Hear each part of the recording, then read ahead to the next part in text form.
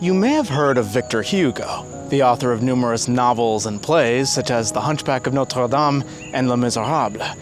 Although incredibly talented, he unfortunately was against any form of organized religion and promoted egalitarian worldviews. So it's very surprising that he went to great lengths to meet with Saint John Bosco and ask him some questions, twice in his life. I'm sure you must be thinking, I would love to have been a fly on the wall for that conversation. Well, today, in watching this video, you can. The Miracles and Prophecies of Saint John Bosco, a project of America Needs Fatima. I'm your host, Matthew Miller. Subscribe for new episodes every Monday, Wednesday, and Friday.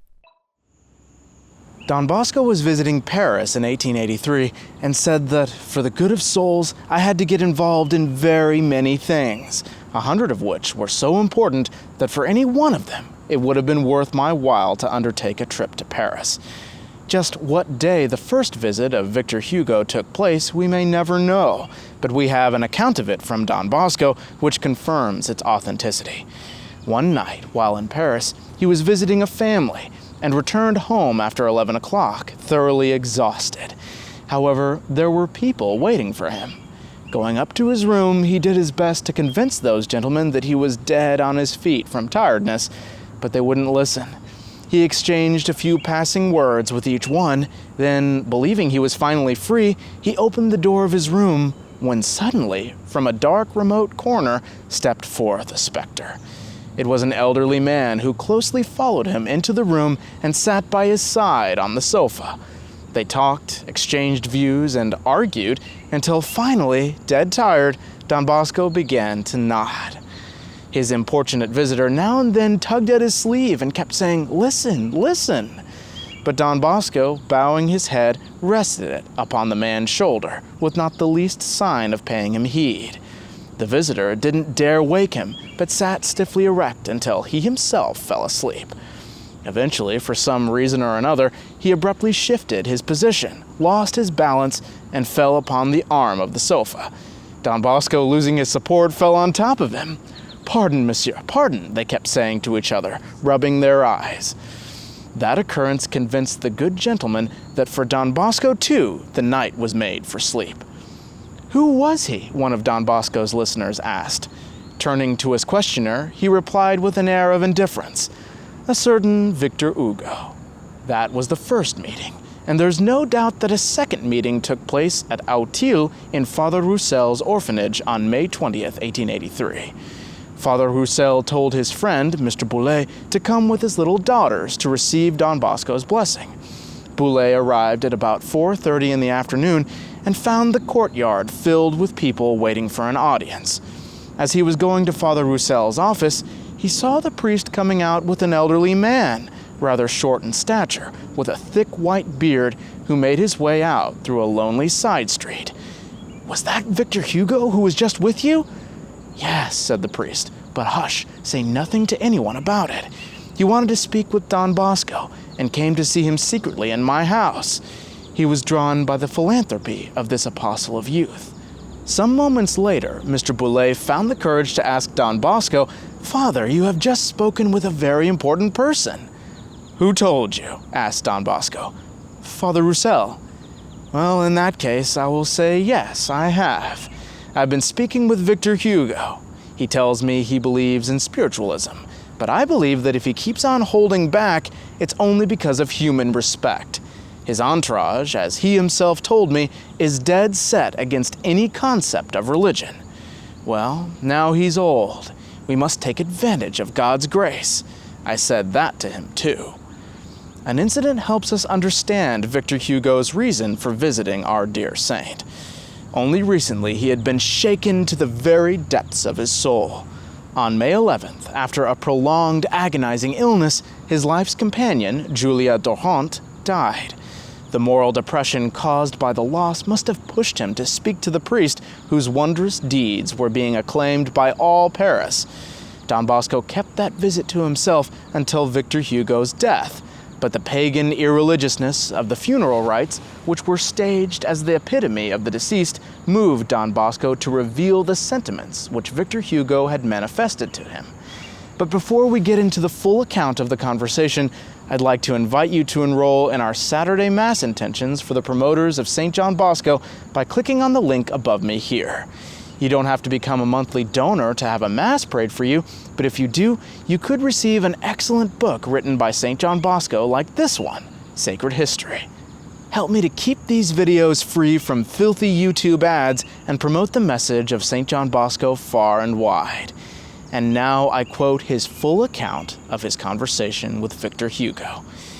2 years ago, he said, while staying in Paris, I received a visit from a celebrity who was a total stranger to me. He had been waiting 3 hours to see me, and at 11 in the evening, I received him in my room. His first words were, "Don't be alarmed, sir, but I'm an unbeliever, and hence put no faith in any of the miracles people say you work." I answered, "I neither know nor ask to know with whom I'm speaking. I assure you, I neither wish to nor can make you believe what you don't want to believe. Nor do I intend to talk to you about religion, which you don't wish to hear about in any shape or form. But please tell me one thing. Have you lived all your life with these sentiments in your heart? In my early years, my beliefs were the same as my family's and friends. But once I was mature enough to mull over my tenets, I put religion aside and started to live as a philosopher." What does live as a philosopher mean to you? It means living a happy life with no thought of the supernatural or of a future life, which priests exploit to frighten simple folk and the poorly educated. And just what is your view of the future life? Don't waste your breath speaking to me about it. I talk about the future life when I find myself there. Well, I take it you're just quipping, but since you introduced this topic, Don Bosco said, please be kind enough to hear me out. Sometime in the future, might you not get sick? Oh yes, of course, all the more so at my age when I experience so many aches and pains. Well, could it not happen that these ailments of yours might bring you to the point of death? They could, since I cannot exempt myself from the common lot of mortals. And then, when you'll find yourself in grave danger of death and will come to the point of passing from time into eternity, then I shall screw up my courage to be a philosopher and banish all thought of the supernatural. And what prevents you, at least at that moment, from giving some thought to your immortality, to your soul, and to religion? Nothing. But it would be a sign of weakness, which I don't care to show, lest I become the laughingstock of my friends.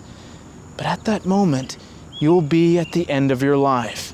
At such a time, it is smart to look after yourself and your peace of conscience. Yes, I understand what you mean, but I don't feel I can lower myself that much. Yet, at that moment, what else is there for you to hope for? Your present life is about to end, and you still refuse to hear a word about eternal life. So what will your future be? At this, he bowed his head and said nothing, lost in thought. I continued, you must give some thought to this daunting future. If while you still have a moment of life, you will take advantage of it and have recourse to religion and to the Lord's mercy, you'll be saved, and saved forever. Otherwise, you'll die, and die as an unbeliever, a reprobate, and all will be forever lost for you. To put it more bluntly, I tell you that you will have no other choice than non-existence, for such is your opinion, or an eternal punishment according to my personal and universal belief. Your words are neither philosophy nor theology, but the words of a friend, and I don't reject them.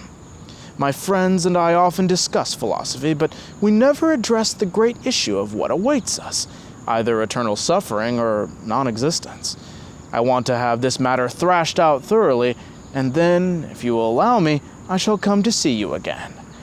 After a few more words together, he shook my hand and, on leaving, gave me a calling card on which I spotted 2 words, Victor Hughes. Here, Don Bosco allowed the translation of the name for his English readers, but it was undoubtedly Victor Hugo. He came back the next night at the same hour. He took my hand and, holding it tightly, said to me, I'm not the type of person you probably thought I was. It was just a trick of mine. I made a real effort to play the part of an unbeliever. I am Victor Hugo, and I beg you to be my good friend. I believe in the supernatural. I believe in God, and I hope to die assisted by a Catholic priest who will commend my soul to my Creator." Thus ends Don Bosco's testimony. We couldn't assert that the interview was unproductive. It's a well-founded opinion that, from that time on, Victor Hugo repeatedly made theistic declarations, but we also know that those around him did all they could to hush any such avowals. Victor Hugo said, undoubtedly with our dear saint in mind, "The only true glory that never ends is the glory of the saints of the Catholic Church. In 1,000 or 2,000 years from now, when all of us are forgotten, the Church will still be celebrating Mass in their praise. Churchgoers worldwide will remember their existence, but we will disappear. True glory belongs to them." On the other hand, he left 5 sentences as his last will to be officially published. "I leave 50,000 francs to the poor. I wish to be buried in their hearse. I refuse funeral orations from all churches. I ask for a prayer to all souls. I believe in God." Whether he converted to the Catholic Church in his heart in the agony of death is a mystery, the answer of which is known only to God. He died of pneumonia in 1885 without the sacraments, not because he refused them, but rather, it is said, because of the interference of those who attended him.